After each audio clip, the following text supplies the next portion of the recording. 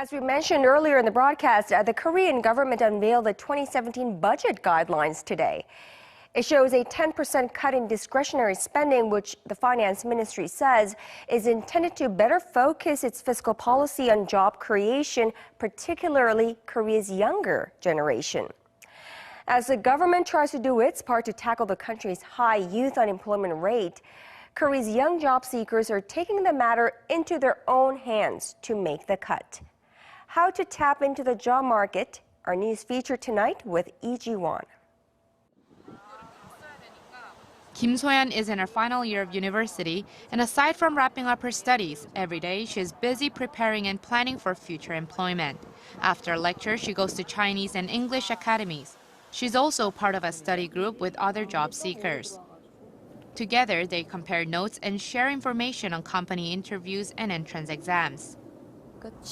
The amount of competition there is for a job is fierce, so regardless of what the requirements are, we need to make ourselves more qualified and attractive to employers in order to have a better chance of landing a position. A growing number of students, college grads, and young job seekers are finding their own ways to try and tackle the worsening unemployment problem they are facing. In February, Korea's youth unemployment rate hit 12.5%, marking a record high since data was first compiled in 1999. The number of unemployed between the ages of 15 to 29 stood at 560,000, up 76,000 compared to last year. The biggest reason for this high unemployment rate is the imbalance between supply and demand in the youth labor market. There are now more highly educated students with university degrees, but there aren't that many good jobs, like at conglomerates and public enterprises, to accommodate them. Amid such unfavorable conditions, young people are going beyond the extra mile to build up and perfect their resumes in a bid to woo potential employers. Kim Chae-won is a speech academy student who's trying to improve her interview skills. 목소리에 대한 느낌이 굉장히 크게 이미지로 담게 되어 있습니다. Many get turned down in the interview stage, so I thought getting speech lessons would help me articulate my words better and improve my speaking skills so I act more confident and give a good first impression. A survey of more than 500 people by Korean job search portals Haramin showed about 30% have taken or are currently taking additional job prep courses. About 70% have taken English or other language classes, while just under half underwent some type of certification training.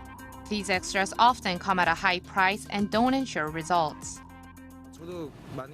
Every month I spend more than $1,000 on job prep classes.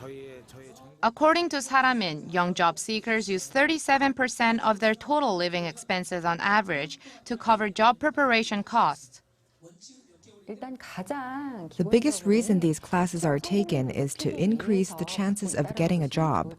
Often it's quite effective because instructors know about interview patterns, tips, and questions on exams that will help students get good scores. In spite of such effort, the youth unemployment rate is still high, and experts say companies and the government hold the key to alleviating the problem.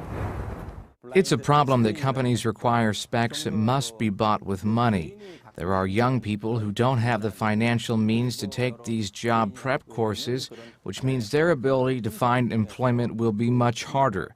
Companies need to implement different processes, like blind screening, so a person's abilities and qualities are judged more fairly. The expert added that changes like cutting back on long work hours and creating more positions to handle workloads can help create more open positions. For its part, the Korean government has increased its budget for next year to support businesses that create more jobs and offer vocational training for young job seekers in hopes of tackling the country's youth unemployment crisis. Lee Ji-won, Arirang News.